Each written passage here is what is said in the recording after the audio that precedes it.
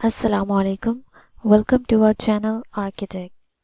आज की वीडियो में हम डिस्कस करेंगे कि किस तरीके से मुख्तलिफ ऑब्जेक्ट्स का एरिया और पैरामीटर कैलकुलेट किया जा सकता है। तो शुरू करते हैं आज की वीडियो के साथ। तो सबसे पहले हमारे पास एग्जांपल है एक रेक्टेंगल की। एक सिंपल सॉलिड ऑब्जेक्ट के एरिया को कैलकुलेट किस तरीके से किया जा सकता है। तो एरिया और पैरामीटर को कैलकुलेट करने के लिए आपके पास कमांड है एरिया। तो आप अपनी कमांड लाइन के अंदर टाइप करेंगे एरिया। एरिया लिखने के बाद आप एंटर प्रेस करें और एंटर प्रेस करने के बाद अब आपके पास दो मेथड्स हैं। पहला तरीकाकार तो ये है कि आप इंडिविजुअली हर पॉइंट पर जाकर क्लिक करें, यानी एक रेक्टेंगल के जितने भी कॉर्नर्स बनते हैं हर कॉर्नर्स पर क्लिक करें। यहाँ मैं पहला पॉइंट लेती हूँ, सेकंड पॉइंट, थर्ड पॉइंट और ये फोर्थ पॉइंट। वापस पहले पॉइंट पर जाने की ज़रूरत आपको नहीं है। और सिंपल जब आप देखें कि इस तरीके का ग्रीन बॉक्स अपीयर हो गया है और उस बॉक्स ने आपका पूरा ऑब्जेक्ट कवर कर लिया है, तो उस केस में सिंपल एंटर प्रेस कर दें। तो आप देखेंगे कि आपके कमांड बार के बिल्कुल ऊपर यहाँ पर आपका एरिया मेंशन होगा। तो इस तरीके से आप एरिया कैलकुलेट कर सकते हैं।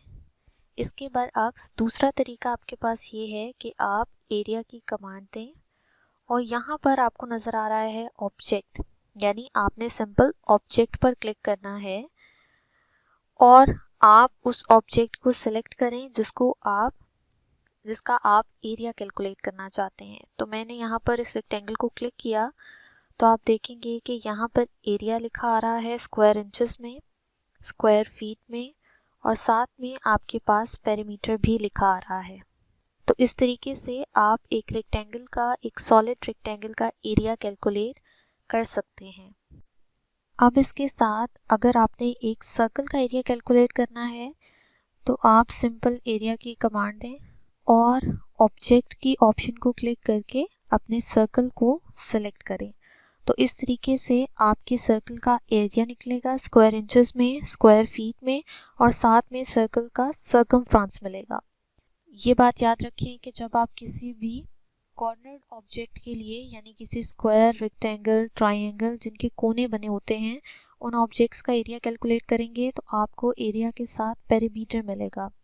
लेकिन जब आप किसी सर्कल का, किसी आर्क वाले ऑब्जेक्ट का एरिया कैलकुलेट करेंगे तो आपको एरिया के साथ सर्कमफ्रेंस मिलेगा। तो इस तरीके से आप सॉलिड ऑब्जेक्ट्स का एरिया और पेरीमीटर और सर्कमफ्रेंस कैलकुलेट कर सकते हैं। इसके बाद डिस्कस करते हैं अपने हॉलो ऑब्जेक्ट्स। हॉलो ऑब्जेक्ट्स वो ऑब्जेक्ट्स होते हैं जो खोखले हों। ऐसे ऑब्जेक्ट्स जो अंदर से खोखले हों और आपने किसी मखसूस थिकनेस के लिए उनका एरिया कैलकुलेट करना हो, तो उस तरीके के लिए आप सिंपल अपने कमांड बार में एरिया की कमांड टाइप करें और आप यहाँ पर देखें कि आपके पास मुख्तलिफ ऑप्शंस मौजूद हैं। ऑब्जेक्ट की ऑप्शन हमने वहाँ पर सेलेक्ट की थी जब हमने एक सॉलिड ऑब्जेक्ट का एरिया कैलकुलेट करना था। अब यहाँ पर आप जो ऑप्शन सेलेक्ट करेंगे वो ऐड एरिया और सब्ट्रैक्ट एरिया की होगी। याद रखें ये सेकंड मेथड है आपका। पहला तरीकाकार वही है कि आप हर कॉर्नर पर जाकर उस कॉर्नर को सिलेक्ट करें।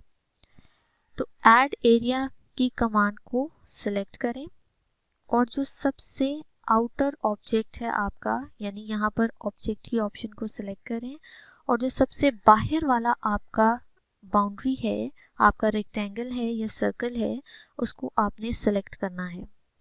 जैसे ही आप उसे सेलेक्ट करेंगे आप देखेंगे कि उस सारे ऑब्जेक्ट के ऊपर वो ग्रीन कलर का एरिया का हाईलाइट हो गया है, लेकिन आपको चाहिए सिर्फ ये अंदर वाली बाउंड्री। तो उस केस में आप एंटर प्रेस करें और यहाँ पर सब्ट्रैक्ट एरिया की ऑप्शन को सिलेक्ट करें। सेलेक्ट एरिया की ऑप्शन को सिलेक्ट करने के बाद आप यहाँ पर ऑब्जेक्ट को सिलेक्ट करें और जो आपकी अंदर वाली बाउंड्री है उसको आप क्लिक करें। अब आप देखेंगे कि जो आपकी बाउंड्री थी, जो आपकी थिकनेस थी, वो एरिया आपका सिलेक्ट हो गया है ग्रीन कलर, जबकि अंदर वाला खोखला जो पोर्शन है वो आपका डिफरेंट कलर में शो हो रहा है। इस केस में जो एरिया आपको मिला है वो एरिया आपके आउटर ऑब्जेक्ट का है, यानी जो ग्रीन कलर आपको नज़र आ रहा है वो आपका एरिया है। तो इस तरीके से आप ऐड और सब्ट्रैक्ट मेथड के साथ हॉलो ऑब्जेक्ट्स का एरिया कैलकुलेट कर सकते हैं। अब हम एग्जांपल स्टार्ट करते हैं किसी भी प्लान की। अब ऑटोकैड में जब भी आप कोई प्लान्स ड्रॉ कर रहे होते हैं तो उस केस में आपको कवर्ड एरिया बताना होता है, ओपन एरिया बताना होता है। तो इस केस में आप किस तरीके से एरियाज कैलकुलेट करेंगे। अब इस एग्जांपल में मैंने कवर्ड एरिया को येलो लाइन के साथ यानी येलो लेयर के साथ रिप्रेजेंट किया है, जबकि जो ओपन बाउंड्री है वो हैचेस के साथ मैंने रिप्रेजेंट की है। अब अगर आप अपने प्लान के अंदर बताना चाहते हैं कि कवर्ड एरिया का कितना एरिया बनता है और आपने अपनी प्लानिंग के अंदर ओपन एरिया कितना छोड़ा है, तो उसके लिए आप सिंपल एरिया की कमांड दें। यहाँ पर आप ना ऑब्जेक्ट का मेथड यूज़ करेंगे, ना आप ऐड एरिया का, ना ही सब्ट्रैक्ट एरिया का। आप सबसे फर्स्ट मेथड यूज़ करेंगे और वो ये है कि आपने हर कोने पर जाकर क्लिक करना है और अपना एरिया कैलकुलेट करना है। अब आपको पता है कि आपका जो कवर्ड एरिया है वो कुछ यहाँ से स्टार्ट हो रहा है, तो आप सिंपली किसी भी एक कॉर्नर से स्टार्ट करें और याद रखें हमेशा आपने बाहर वाली बाउंड्री इस्तेमाल करनी है। तो आपने अपने फर्स्ट पॉइंट पर क्लिक किया, अपने सेकंड पॉइंट पर, अपने थर्ड, अपने फोर्थ, फिफ्थ, सिक्स्थ और लास्ट पे आपने सिंपल एंटर प्रेस कर दिया। तो आप यहाँ पर देखेंगे कि आपके कवर्ड एरिया का यहाँ पर स्क्वायर इंचेस में, स्क्वायर फीट में वैल्यू आ गई है और साथ ही पैरामीटर भी वाजे हो गया है। तो इस तरीके से आप नोट डाउन कर सकते हैं अपनी ड्राइंग्स के अंदर कि आपने कवर्ड एरिया कितना रखा है। कवर्ड एरिया वो एरिया है जिसके ऊपर आप छत देते हैं। आपने ये हैच वाला ओपन एरिया कैलकुलेट करना है, तो आप सिंपल एरिया की कमांड दें और उसी तरीके से अपना पहला पॉइंट, अपनी यानी एक्सटीरियर बाउंड्री, उसको आपने सेलेक्ट किया और उसी तरीके से जितने भी कोने बनते हैं आपके ऑब्जेक्ट के, उन कॉर्नर्स को आपने सेलेक्ट करना है। सिलेक्ट करने के बाद वापस पहले कोने पर जाने की ज़रूरत नहीं है। जो भी आपका आखिरी लास्ट कॉर्नर बनता है सिर्फ आप उसको क्लिक कर दें। उसके बाद जब आप देखें कि आप जिस एरिया के ऊपर भी काम करना चाह रहे थे उसके ऊपर ये ग्रीन बॉक्स अपीयर हो गया है, तो आप सिंपल एंटर प्रेस कर दें। जैसे ही आप एंटर प्रेस करेंगे तो यहाँ बॉटम पर आपको एरिया और पेरीमीटर मिल जाएगा। तो इस तरीके से आप मुख्तलिफ ऑब्जेक्ट्स का, सॉलिड ऑब्जेक्ट हो, हॉलो ऑब्जेक्ट हो, या आप कोई भी प्लान ड्रॉ कर रहे हैं तो आप उनका एरिया, पेरीमीटर और सर्कमफ्रेंस कैलकुलेट कर सकते हैं। तो आज की वीडियो में हमने डिफरेंट मेथड से एरिया कैलकुलेट करना सीखा है। पहला मेथड तो ये है कि आप हर कॉर्नर पर जाकर क्लिक करें। सेकंड मेथड ये है कि आप ऑब्जेक्ट का मेथड यूज़ करें।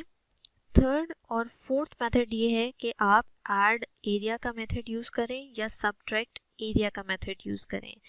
किसी भी दो एरियाज़ को ऐड करना चाहते हैं तो ऐड एरिया का ऑप्शन यूज़ करें। अगर एक एरिया में से दूसरा एरिया माइनस करना चाहते हैं तो सब्ट्रैक्ट एरिया का ऑप्शन यूज़ करें। तो इस तरीके से आप एरिया कैलकुलेट कर सकेंगे। So this is all for today. उम्मीद है ये इन्फॉर्मेशन यूज़फुल होगी, आपने इससे कुछ नया सीखा होगा। So do like, share and subscribe. Thank you.